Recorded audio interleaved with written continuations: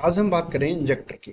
तो इसका क्या है, फंक्शन देखेंगे। फर्स्ट फंक्शन क्या है, माउंटिंग कहाँ है, लोकेशन कहाँ पे है, इसकी करेक्टरिस्टिक्स क्या है, ट्रबल शूटिंग कैसे करेंगे, इसकी प्रिकॉशंस हमको सावधानी क्या क्या बरतनी चाहिए।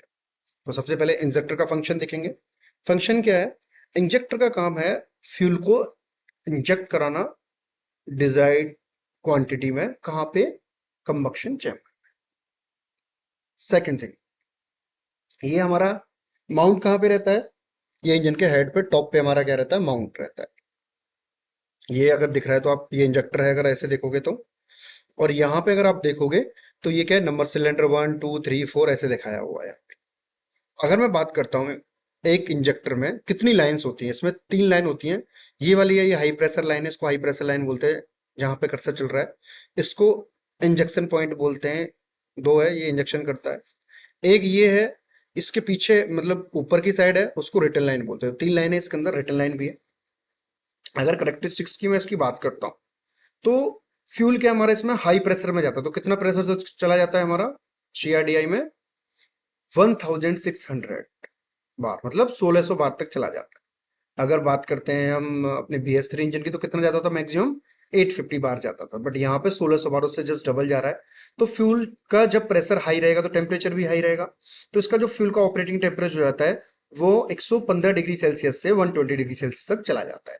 अगर हमारा फ्यूल का प्रेशर 140 डिग्री भी हो जाता है तो हमारा जो इंजेक्टर पर कोई भी इम्पैक्ट नहीं पड़ेगा। ये उसी हिसाब से डिजाइन होता है। इंजेक्टर क्या है, सेंसर नहीं है, एक्चुएटर है। 12 वोल्ट पे काम करता है, ये बताया हुआ है। अगर मैं बात करता हूँ फंक्शन की, कैसे एक फंक्शन करता है वो देख लेते हैं। ये यहाँ पे इसका कट सेक्शन है और ये यहाँ पे अपना इंजेक्टर है जो है।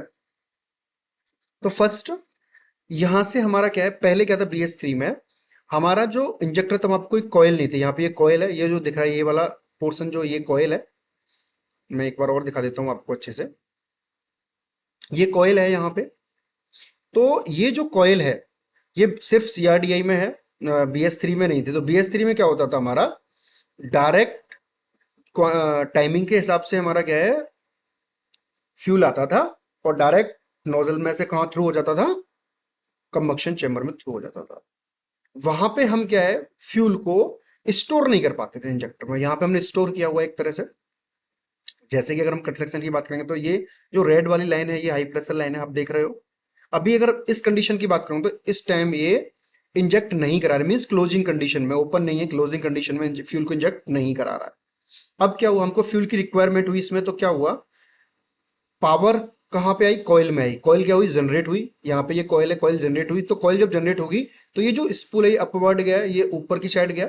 जब ये ऊपर की साइड जाएगा तो जो ये हमारा निडल है, निडल ओपन हो जाएगा, अप साइड जाएगा। अप साइड जाके निडल हमारा क्या हो गया, ओपन हो गया। और ये माउथ क्या हो जाएगा इसका, ओपन हो जाएगा और फ्यूल इंजेक्ट हो जाएगा। कहाँ पे, combustion chamber. Second thing, but जब हमको वहां पे फ्यूल नहीं चाहिए तो क्या होगा, सप्लाई, पावर सप्लाई आना इस पे बंद हो जाएगा, सप्लाई नहीं आएगा। और क्या होगा, जो फ्यूल थोड़ा बहुत यहाँ पे स्टोर रहा है हमारा, वो क्या होगा, यहाँ के थ्रू जो येलो लाइन दिख रही है इसके थ्रू क्या है, हमारा रिटर्न लाइन में चला जाएगा। ये जो दिख रहा है, ये जो येलो लाइन है, इसके चारों तरफ कोटिंग, मीन्स चारों तरफ क्या है, गैलरी एक तरह से ये समझ लो आप। हॉलो गैलरी है, उसमें हमारा ये निडल रहता है। तो ये हमारा किसका काम है, इंजेक्टर का काम होता है। अब थोड़ा प्रिकॉशंस देख लेते हैं। कभी भी अगर हम इसको कैलिब्रेट करा रहे हैं, इसको कैलिब्रेशन ओपन कर रहे हैं, तो याद रहे, जब यहां से हम हाई प्रेशर हॉज को खोलेंगे, पाइप को, तो हम क्या, BS3 में हॉज को हम रीयूज करते थे 2 टाइम्स 3 टाइम्स। बट यहाँ पे OEM जितनी भी हैं, इंजन OEM, वो मना करती हैं कि हमको high pressure pipe hose use reuse नहीं करना है। तो हमको ये किसको बोलना है, कस्टमर को जाके बोलना है, फर्स्ट थिंग।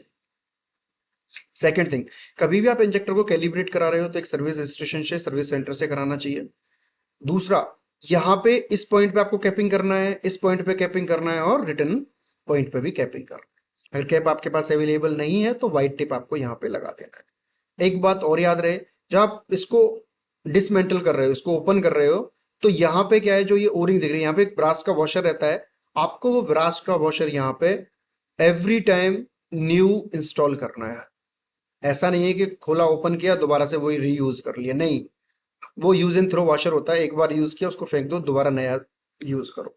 अगर मैं बात करूँ इसकी जो हमारा क्लस्टर मीटर है, अगर क्लस्टर मीटर में मेरे में ये डीटीसी कोड्स दिखाता है, DTC mean diagnostic trouble code, अगर P062B dash 01, P062D dash 00, P0201 dash 13, P0202 dash 13, P0203 dash 13, P0204 dash 13, P0201 dash 11, P0262 dash 11, P0264 dash 11, P0265 dash 12, P0267 dash 11, P0268 dash 12, P0270 dash 11, P0271 dash 12, P0611 dash 01। ये code हमारे cluster metre में आ रहे हैं, तो आपको पता लगना चाहिए ये कोड किससे रिलेटेड है, इंजेक्टर से। कैसे चेक करेंगे हमारा इंजेक्टर ओके काम कर रहा है नहीं कर रहा है, वो आगे चल के देखते हैं। ये हमारा इलेक्ट्रिक सर्किट है, तो जो इलेक्ट्रिकल सर्किट में ये दिख रहे हैं इंजेक्टर नंबर 1 2 3 4, 1 और 2, ये क्या है, ये हमारा इंजेक्टर का कपलर है जो कि यहाँ पे दिखाया हुआ है। ये क्या है हमारा, ये ए कपलर है ईसीयू का ए साइड का, जो कि यहाँ पे दिखाया हुआ है 105 पिन वाला।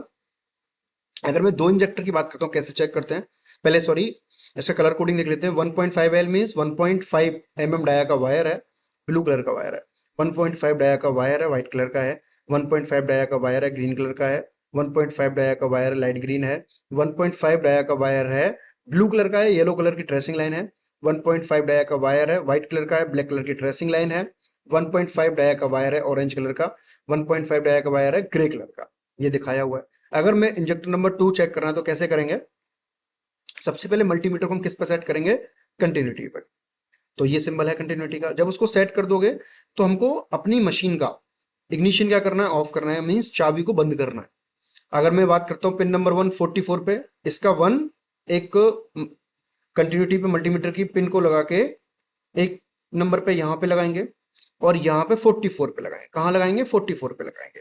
तो जब हम 1 और 44 के बीच में लगाएंगे तो हमारे मल्टीमीटर से बीप साउंड आएगा। सेम वैसे ही और इसका मैं 2 नंबर 1 2, यहाँ पे ये 2 नंबर है इसका, यहाँ पे अगर मैं इसका 2 नंबर और इसका 2 नंबर को लगाऊंगा, मल्टीमीटर की पिंस को इन पे लगाऊंगा, तो ये भी बीप आएगा। अगर बीप नहीं आता है दैट मीन्स वायरिंग का क्या है, फॉल्ट है। उसके बाद सेंसर का अगर मेरे को सप्लाई वोल्टेज चेक करना है तो कैसे करूंगा, मैं मल्टीमीटर को वोल्टेज पे फिट करूंगा, इग्निशन की को ऑन करूंगा और 1 से इग्निशन 1 पे लगाऊंगा रेड वाला वायर मल्टीमीटर का पिन, और ग्राउंड ब्लैक वाला करूंगा। तो कितना मेरे को आउटपुट मिलना चाहिए, 4.75 से 5.75 वोल्ट के बीच में ये आएगा। अगर मेरे को रेजिस्टेंस चेक करना है, मीन्स रेजिस्टेंस मीन्स चेक करना है किसका, रेजिस्टेंस चेक करना होता है मेरे को किसका, कंपोनेंट। कंपोनेंट मीन्स इंजेक्टर का। तो एक नंबर और 2 नंबर रेजिस्टेंस पे उसको सेट करूंगा मल्टीमीटर को, फिर पिन नंबर 1 और पिन नंबर 2 पे पिंस लगाऊंगा मल्टीमीटर्स की। उसके बाद इग्निशन ऑफ रहना चाहिए इस कंडीशन में। 2.5 ओम का क्या आना के समथिंग क्या आना चाहिए, ओम आना चाहिए हमारा रेजिस्टेंस। तो अगर मैं बात करता हूँ, ये मैंने किया हुआ है यहाँ पे, मैंने यहाँ पे क्या है, पावर सप्लाई तो वोल्टेज तो तब से हम चेक करें, सॉरी यहाँ पे क्या है, हमने चेक किया हुआ है रेजिस्टेंस वैल्यू। तो ये हमारा इंजेक्टर है, तो इंजेक्टर नंबर 1 और 2 के बीच में अगर मैं चेक कर रहा हूँ तो कितना आ रहा है, 2.41 ओम आ रहा है कि नहीं आ रहा है, ये 2.41 ओम आ रहा है। दैट मीन्स कि हमारा इंजेक्टर का एकदम ओके है। अगर वैसे प्रिकॉशंस की बात करें तो हमको क्या ये भी देखना चाहिए कि जो हमारा इंजेक्टर है वो अच्छे से लॉक्ड होना चाहिए, उसका कपलर अच्छे से लॉक होना चाहिए, लूज नहीं होना चाहिए, रस्टिंग नहीं होनी चाहिए मेल और फीमेल कपलर पे। थर्ड, कोई भी फिजिकल डैमेज नहीं होना चाहिए और प्रॉपर टाइट होना चाहिए और टॉर्किंग प्रॉपर होनी चाहिए, और कोई भी वायर शॉर्ट सर्किट नहीं होना चाहिए। तो ये इंजेक्टर का था।